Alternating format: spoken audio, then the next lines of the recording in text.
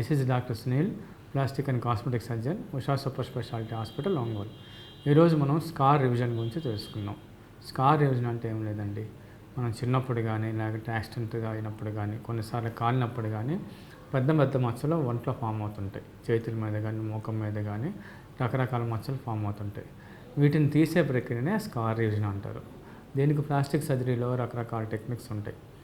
Jet plasty అని, ఇలాంటి W plasty అని, ఇట్లాంటి సీరియల్ ఎక్స్ట్రూషన్ ఆఫ్ స్కార్స్ కానీ ఇట్లాంటి ప్రొసీజర్స్ అన్నీ ఉంటాయి అన్నమాట. దీనివల్ల ఏంటంటే ఒక పెద్ద మచ్చ ఉంటే దాన్ని చిన్న మచ్చగా మార్చడం కానీ, లేదంటే దాని డైరెక్షన్ మార్చడం కానీ, దాన్ని పూర్తిగా తొలగించడం కానీ చేస్తాం అన్నమాట. ఇది చిన్న చిన్న దారాలతో మేము చేయటం వల్ల ఏంటంటే మీకు దాదాపు ఆ స్కార్ ఉన్నటువంటి స్కారు 80 to 90% వరకు పోతుంది. సర్జరీ అయిన తర్వాత ఇది కూడా డే కేర్ ప్రొసీజర్ అండి. ఒక పూట మార్నింగ్ వస్తే ఈవినింగ్ అట్లా పంపించేస్తాము. అంతవరకు అయితే మత్తిస్తాం అనమాట. దీంట్లో సైడ్ ఎఫెక్ట్స్ ఏమి ఉండవు. డిపెండింగ్ ఆన్ స్కార్ని బట్టి ఏ ప్రొసీజర్ చేయాలో నిర్ణయం తీసుకొని ఆ ప్రొసీజర్ చేస్తాము. మీకు డెఫినెట్గా అయితే 80 to 90% స్కార్ అనేది రిమూవ్ అవుతుంది. సో దట్ మీకు సెల్ఫ్ కాన్ఫిడెన్స్ కానీ ఇదంతా కూడా బూస్టప్ అవుతుంది అనమాట.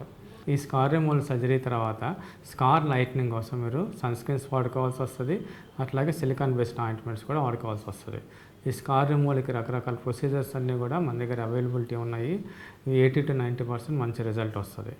సో ఈ అవకాశాన్ని అందరూ వినియోగించుకోవాల్సిందిగా కోరుతున్నాను. Thank you.